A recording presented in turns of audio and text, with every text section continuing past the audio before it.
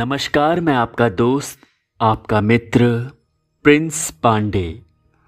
सर्वप्रथम पूज्यपाद सद्गुरुदेव डॉक्टर नारायण दत्त श्री माली जी, जिन्हें लोग योगीराज परमहंस निखिलेश्वरानंद जी के नाम से भी जानते हैं, उनके श्री चरणों में हम सभी का कोटि कोटि वंदन प्रणाम स्वीकार हो एवं उनके प्रति हमारा प्रेम, हमारी श्रद्धा, हमारा समर्पण सदैव अगाध रूप से व्याप्त रहे, यही उनके श्री चरणों में प्रार्थना है, तहे दिल से गुजारिश है।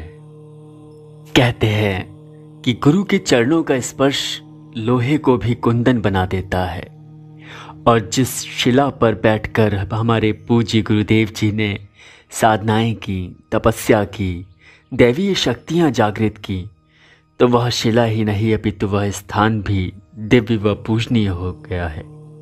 नमस्ते गुरुवे तुभ्यम। जिसने प्राप्त किया हो गुरु का संस्पर्श, क्या वह स्वयं चैतन्य नहीं हो जाएगा? भले ही वह एक शिला ही क्यों ना हो। चित्रकूट में विद्यमान निखिलेश्वरानंद शिला, जिसके दर्शन कर जो कुछ भी अनुभूत किया स्वामी अनुग्रहानंद जी ने, उसका वर्णन कुछ शब्दों में। पर्वत केवल प्राकृतिक सुषमा का एक आश्रय स्थल ही नहीं होते, वरन अपने आप में आत्मीयता का अंश भी समाहित रखते हैं। इस बात का अनुभव मुझे मित्रा जी के पीछे पीछे चले जाने में हो रहा था। कभी पांव किसी असंतुलित स्थान पर असावधानीवश पड़ने पर लड़खड़ा जाता, तो कभी किसी पक्षी की मधुर गूंज को सुन नेत्र उसकी खोज में व्यस्त हो जाते। लग रहा था कोई और ही शक्ति मुझे उंगली पकड़कर किसी नवीन रहस्य को दिखाने ले जा रही है। मित्रा जी तो केवल मात्र निमित्त ही बने हैं। दिवस का द्वितीय पहर प्रारंभ हो चुका था और उमस से भरे उस वातावरण में मैं थक गया था। सामान्य मार्ग को छोड़कर इस प्रकार निरंतर पर्वतों पर चढ़ते हुए हमें लगभग 2 घंटे बीत चुके थे, किंतु लक्ष्य का कोई भी पता नहीं चला था। चूंकि आगे की यात्रा एक घाटी की ओर जा रही थी, अतः मैं स्वयं को सन्नद्ध करके चल पड़ा। मित्रा जी के पांव में तो जैसे पंख लगे थे और वे सभी कुछ विस्मित करके बढ़े जा रहे थे। उन्हें तो एक प्रकार से मेरा भी कोई ध्यान नहीं रह गया था। मैं भी उस वातावरण की मधुरिमा में इस प्रकार लीन हो गया था कि मुझे भी इस बात की कोई स्पृहा नहीं रह गई थी कि वे मुझसे वार्तालाप करें ही। अनेक ज्ञात अज्ञात पक्षियों की गूंजें एवं ताने किसी संगीत सभा की प्रस्तुति कर रही थी, और यदा कदा जब कोई कोमल शाखा या पत्ती आकर माथे पर स्पर्श करती, तो लगता कि वन देवी स्वयं ही परिश्रम से उत्पन्न हो गए स्वेद बिंदुओं को अपने हस्त स्पर्श से पोंछ देने को आतुर हो गई हों। हम लोग घाटी तक पहुंचकर पुनः ऊपर चढ़ने का उपक्रम कर रहे थे, तथा हमारे समक्ष वन की सघनता इतनी विषम हो गई थी कि आगे का मार्ग दिखाई देना बंद हो गया था।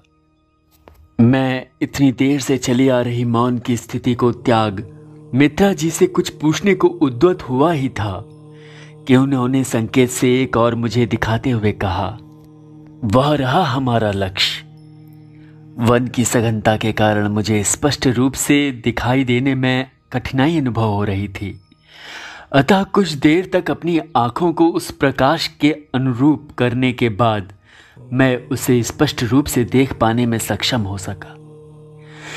मेरे समक्ष एक अत्यंत विशाल शिला, जो आधार से शिखर तक एक शंकु के रूप में अखंडित रूप से विद्यमान थी, अपनी भव्यता को प्रकट करने लग गई।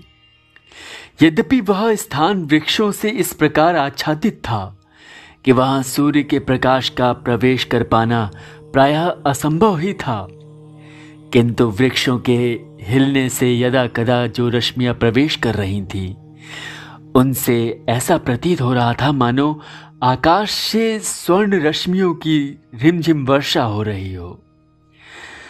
मैं मंत्रमुग्ध सा उस अलौकिक स्थान के दर्शन कर रहा था जो कभी एक युग पुरुष के प्रचंड तप की साक्षी रही हो।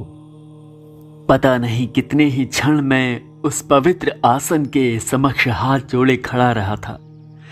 पता नहीं किन पुण्यों के फलस्वरूप मुझे ऐसी पवित्रतम एवं उच्च कोटि की साधना भूमि देखने का अवसर मिला है। यह सोचते सोचते मैं आत्मलीन हो गया। मेरे नेत्र कृतज्ञता से श्री मित्रा जी को निहार रहे थे, जिन्होंने मुझे इस स्थान पर लाकर धन्य कर दिया था। कुछ क्षण व्यतीत करने के बाद जब मैं पुनः देह तत्व में लौटा, तब अनुभव किया कि वह स्थान सर्वथा गहन एवं अंधकार से भरा होते हुए भी पता नहीं क्यों प्रकाशित सा अनुभव हो रहा था। मैंने स्वयं को आश्वस्त करना चाहा कि इतनी देर तक इसी प्रकाश में खड़े खड़े आंखें अभ्यस्त हो गई होंगी, किंतु वस्तु स्थिति केवल यही नहीं थी। मैंने अनुभव किया कि मेरे समक्ष उपस्थित उसी विशाल खंड से एक ऐसा निर्मल प्रकाश उद्भूत हो रहा है, जिस प्रकार का प्रकाश अंधेरे में रेडियम से उत्पन्न होता है, जिस प्रकार का कच्चा पारद होता है, अर्थात जो अशोधित अवस्था में पारद की स्थिति होती है। ठीक वही मंदाभा एवं वर्ण उस शिलाखंड का था। सर्वथा निर्मल होते हुए भी उस शिलाखंड की बाह्य परत इस प्रकार पारदर्शी थी कि उसमें एक जाल सा बुना प्रतीत हो रहा था। अपने समीप की अन्य टहनियों से विपरीत यह शिला इस प्रकार धुली, स्वच्छ एवं शीतल लग रही थी, जो अभी अभी कोई इसे धोकर पोंछ कर गया हो। एक जंगली वृक्ष की टहनियां उसके ऊपर झुक आई थी, जो वे उसे आच्छादित करने की धृष्टता न करते हुए भी एक चंदोवा तान देने के लिए ही झुक आई हों। उन्हीं टहनियों पर बल खाकर लिपटी अनेक जंगली लताओं ने अपने विचित्र वर्ण के पुष्पों को शिला पर बिखेर दिया था और कह रही थी, प्रभु, इसे ही हमारा अर्घ और पाद्य निवेदन समझकर स्वीकार करें। अस्वच्छता का दूर दूर तक कोई भी चिन्ह न था। समीप की अन्य शिलाएं यद्यपि इस शिला की भांति उज्ज्वल एवं आभायुक्त नहीं थी, किंतु वे भी पूर्णतः स्वच्छ एवं किसी भी प्रकार के अवशिष्ट पदार्थों की उपस्थिति से सर्वथा रहित ही थी। वनों में यूं ही अस्वच्छता का कोई कारण नहीं हो, जहां पक्षियों के अवशिष्ट पदार्थों के कारण सर्वत्र एक विचित्र प्रकार की घुटन भरी दुर्गंध होती है, किंतु उसका यहां लवलेश मात्र न था। इसके विपरीत समस्त वातावरण चंदन की मंद गंध से ही आपूरित था। मैंने अचंभित होकर चारों ओर देखना भी चाहा कि इस वन प्रदेश में भला चंदन के वृक्ष की उपस्थिति संभव ही कैसे है, किंतु फिर अपनी ही मूर्खता पर झेप कर शांत हो गया। जो इस स्थान इसी प्रकार से चैतन्य होते हैं, जहां किसी पावन व्यक्ति की तपः स्थली होती है, वहां सर्वत्र एवं सदैव एक प्रकार की शीतलता एवं मंद सुगंध की उपस्थिति स्थिर होकर रह ही जाती है। ठीक यही सुगंध तो मैं पूज्यपाद गुरुदेव के जोधपुर स्थित कक्ष में भी पाया करता था। यद्यपि शिला पर अपने पांव रखने की धृष्टता मैं स्वप्न में भी नहीं कर सकता था, किंतु मेरी इच्छा यह अवश्य हो रही थी कि इस शिला को उस स्थान से देखूं जहां से वह भाग स्पष्ट दिख सके, जहां कभी पूज्यपाद गुरुदेव अपना व्यग्र चर्म बिछाकर ध्यानावस्थित होते रहे होंगे। मुझे यह भी आश्चर्य हो रहा था कि यह असामान्य ऊंचाई की शिला, जो अपने शीर्ष तक पहुंचने का कोई भी मार्ग नहीं प्रकट कर रही थी, उसके ऊपर पूज्यपाद गुरुदेव किस प्रकार से पहुंचते रहे होंगे। यद्यपि मेरी यह जिज्ञासा बालकों के ही समान कौतूहल से भरी हुई थी। जो शून्य में आसन लगाने की कला से युक्त हैं, उन्हें इसके शीर्ष तक पहुंचने में क्या कठिनाई रहती होगी भला। फिर भी जिज्ञासाएं तो जिज्ञासाएं ही होती हैं। वस्तुतः जो कुछ भी हमारी ज्ञान सीमा से परे है, वही तो हमारे लिए कौतूहल है। जिसे हम स्वीकार कर लेते हैं यह हमारी ज्ञान सीमा से परे है, तथा अपने ऐसे अज्ञान को स्वीकार भी करते हुए उसका रहस्य जानने का अग्रसर हो जाते हैं, वही क्रिया तो हमारी जिज्ञासा है। जो तर्क द्वारा अपने अज्ञान एवं कौतूहल पर पर्दा डालने का प्रयास करे वह तो मूर्ख है। यथार्थ साधक के जीवन में मूर्खताओं के लिए कोई स्थान नहीं होता। वास्तव में उस शिला के शिखर तक पहुंचने के लिए कोई भी मार्ग दृष्टिगोचर नहीं हो रहा था। एक संभावना तो यह भी प्रतीत हो सकती थी कि वर्षों पूर्व उस शिला के आसपास अन्य चट्टानें भी रही होंगी, अथवा मिट्टी के ढूहे इस प्रकार से स्थित रहे होंगे जिन पर होकर उसके शीर्ष तक पहुंचा जा सकता रहा हो, एवं प्रकृति के विभिन्न परिवर्तनों के अंतर्गत कालांतर में पूज्यपाद गुरुदेव जी से संबंधित शिला तो उसी प्रकार स्थित ही रही होगी, तथा अन्य सभी ढूहें वर्षा के जल आदि से विनिष्ट या अव्यवस्थित हो गए हों। शायद मैंने अपनी शंका मित्रा जी के समक्ष रखी। वह भी इस संभावना से सहमत थे, किंतु उन्होंने एक महत्वपूर्ण तथ्य की ओर ध्यान दिलाया कि वह शिला अपने समीप की अन्य शिलाओं से सर्वथा भिन्न ही है। तो क्या यह शिला किसी अन्य स्थान की रही होगी और किसी विशेष प्रयोजन वश ही यहाँ अवस्थित की होगी? मैंने अपने केदारनाथ के प्रवास के मध्य ऐसी शिलाओं को देखा था जो कि विशेष मंत्र से केवल आबद्ध ही नहीं वरन मंत्र सिक्त हो जाने के कारण इस प्रकार की हो गई थी कि वायु में उसी प्रकार आवागमन कर सकती थी जिस प्रकार से मेघ सैकड़ों हजारों किलोमीटर की यात्रा सहज ही कर लेते हैं। क्या वह शून्य आसन की ही एक साकार प्रतिमा थी अथवा प्राण तत्व में अवस्थित करने का एक उपक्रम? यह प्रश्न मेरे लिए आज भी अनुत्तरणीय है, क्योंकि उसका परीक्षण करने का सामर्थ्य हम में से भला किसकी हो सकती है। शून्य आसन का केवल यही अर्थ नहीं होता कि साधक वायु में पद्मासन लगाकर बैठ जाए, वरन जिस किसी माध्यम से देह तत्व का बोध विलीन हो जाए वही शून्य आसन है। मुझे विचार विमग्न देख श्री मित्रा जी ने मुझे हल्का सा डोहका दिया और अर्थपूर्ण स्वर में बोल पड़े। 2 वर्ष पूर्व मैंने इसका रहस्य जानने की चेष्टा की थी और इसे स्पर्श करने की भूल कर बैठा था। स्पर्श तो मैंने कर लिया, किंतु क्या? मैंने कौतूहलवश पूछ लिया।